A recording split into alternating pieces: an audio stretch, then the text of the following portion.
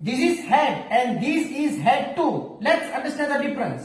Head એટલે પાસે હતું, head એટલે પાસે હતું, head to પડ્યું પડી, head to પડ્યું પડી, to ની સાથે ક્રિયા, to સાથે ક્રિયા. આટલું જો યાદ રહે તો આગળ તમને સમજમાં આવશે, એની જવાબદારી મારી.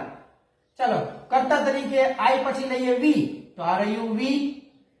બીજા સ્થાને head, આ રહ્યું head, head એટલે ક્રિયાપદ, તો બન્યું V head. હવે farm એટલે ખેતર. કેવું ખેતર? એક જૂનું. We had an old farm. હવે શું કરું છું વાક્યમાં ફરીથી જોજો. We had લગાડ્યું to, આ રહ્યું to, ક્રિયા તરીકે લીધું sell. We had to sell an old farm. સમજદાર કો ઈશારા કાફી. સમજવા માટે બીજા સ્થાન ઉપર ક્રિયાપદ જુઓ. We એટલે અમારી, head એટલે પાસે હતું, અમારી પાસે હતું. શું?